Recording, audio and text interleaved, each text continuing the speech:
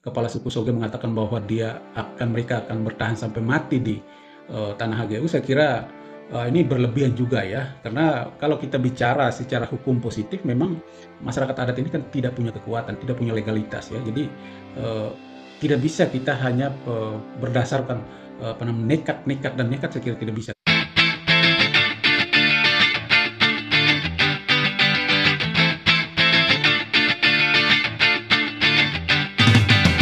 Halo, selamat datang di channel Probam Rada TV, suara orang NTT dari kita untuk kita. Mantap. Oke, saudara sekalian, kita kembali di segmen berita dari Probam Rada.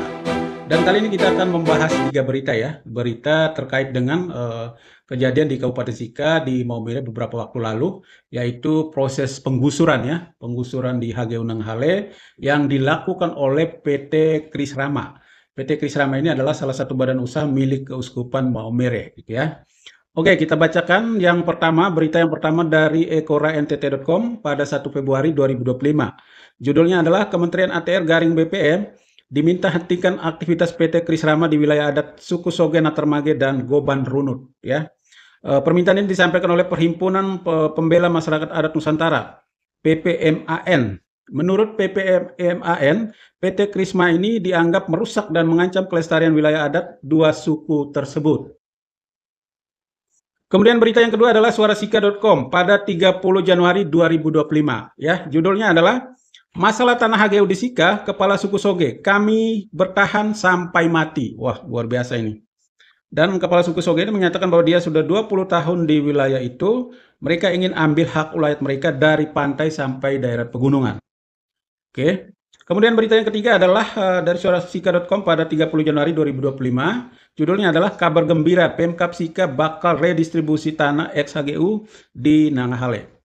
Oke, saudara sekalian, peristiwa yang terjadi beberapa waktu lalu ya di Kabupaten Sika di HGU Nanghale ya, penggusuran yang dilakukan oleh PT Kris Rama ini memang mendapat respon luar biasa ya, reaksi luar biasa dari publik ya. Di media sosial itu rame gitu ya. Ada pro dan kontra ya. Yang pro itu adalah mereka yang mendukung bahwa apa yang dilakukan oleh PT Kris Rama itu memang sudah sesuai dengan prosedur hukum yang berlaku. Karena PT Kris Rama ini mendapatkan sertifikat hak guna usaha. Jadi dia berhak melakukan itu ya. Kemudian pihak yang kontra ini dibagi menjadi 2 kelompok. Kelompok pertama adalah mereka yang benar-benar setia mendukung masyarakat adat yang sedang memperjuangkan haknya untuk mendapatkan pengakuan dari negara dan juga sekaligus mendapatkan hak ulayatnya ya. Kemudian kelompok kontra yang kedua adalah mereka-mereka yang tidak simpati atau tidak sependapat dengan apa yang dilakukan oleh PT Kris Rama. Kenapa mereka tidak simpati? Kenapa mereka tidak sepakat? Karena PT Kris Rama ini dikelola oleh para pastor dan para romo ya. PT Kris Rama ini adalah perusahaan atau badan usaha milik Keuskupan Maumere. Sehingga mereka tidak setuju atau tidak sepakat kalau PT Kris Rama ini mensponsori tindakan kekerasan yaitu penggusuran rumah warga. Jadi mereka tidak setuju kalau penggusuran rumah warga ini disponsor oleh para pastor dan para romo. Ada cara-cara lain. Kegiatan penggusuran ini tidak mencerminkan nilai-nilai atau ajaran-ajaran yang selama ini disampaikan oleh para tokoh agama tersebut. Jadi itu yang membuat banyak masyarakat yang tidak simpati atau memberikan kritik keras kepada tokoh agama di Kabupaten Sika atau di Keuskupan Maumere. Jadi apa namanya? Kemarin saya membuat sebuah konten ya, konten terkait dengan masalah ini kontennya seperti ini. Eh, Lalu banyak sekali di kolom komentar itu ada banyak teman-teman atau sahabat-sahabat ya yang menyampaikan pendapat ya.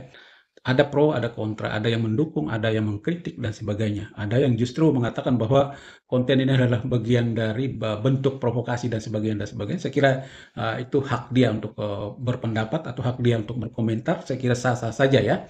Oke, tapi saya mau katakan di sini bahwa peran dari media, peran dari konten kreator dan sebagainya itu saya kira bukan semata-mata untuk memanas-manas atau bukan semata-mata untuk memprovokasi ya. Tetapi menurut saya ini provokasi yang positif. Maksudnya apa? Maksudnya adalah dengan adanya berita-berita, dengan adanya ulasan-ulasan, maka lahirlah pikiran-pikiran baru ya dari masyarakat ya. yang memberikan komentarnya, yang memberikan pendapatnya. Dan saya kira pendapat dan komentar dari seluruh lapisan masyarakat itu saya kira menjadi sebuah bahan refleksi atau pertimbangan bagi mereka yang mengambil kebijakan ya, katakanlah ya pihak PT Kris Rama atau Keuskupan Maumere atau PMK atau masyarakat adat. Saya kira mereka bisa menjadikan itu referensi untuk mengambil sikap gitu ya. Dan saya sangat senang sekali ketika pemerintah Kabupaten Sika cepat merespon ya dengan akan mengeluarkan kebijakan itu redistribusi tanah ex-HGU di Nanggahale. Jadi saya kira ini adalah langkah cepat yang dilakukan oleh pemerintah Kabupaten Sika. Untuk apa? Untuk meredam situasi yang sedang terjadi saat ini di HGU Nanggahale ya. Dan saya kira kita semua tentu eh, tidak mengutuk yang satu dan mendukung yang lain, saya kira tidak. Kita semua itu tentu menginginkan semua proses ini berjalan lancar, berjalan damai ya. Kita tidak menghendaki yang namanya kekerasan.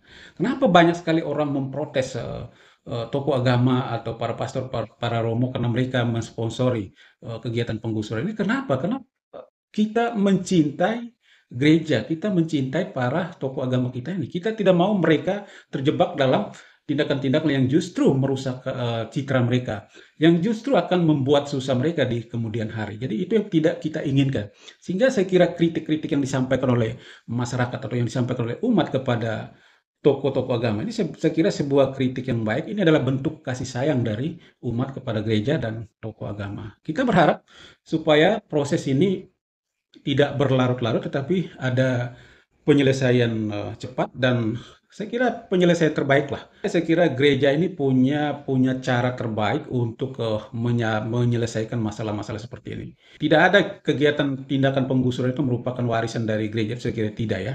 Tidak ada ya. Walaupun hukum positifnya membenarkan, tetapi pihak gereja itu tentu punya standarisasi sendiri untuk mengambil langkah atau mengambil kebijakan. Dan pihak gereja itu selalu mengutamakan kepentingan-kepentingan orang kecil, kepentingan-kepentingan masyarakat miskin, tersingkir, dan teraniaya gitu ya. Pihak gereja itu selalu berada di depan untuk orang-orang seperti itu. Jadi ketika gereja justru menjadi sponsor utama kegiatan penggusuran itu, maka itu yang menjadi kritikan keras bagi kita semua ya. Kita umat, kita warga yang benar-benar kita mencintai gereja, mencintai tokoh agama kita. Harapan kita adalah semoga ke depan ini pihak gereja ya, pihak PT Kris Rama dan pemerintah kemudian para masyarakat adat ya bisa duduk bersama ya untuk membicarakan masalah ini, untuk menyelesaikan, mencari jalan keluar terbaik tanpa harus melalui kekerasan-kekerasan seperti ini.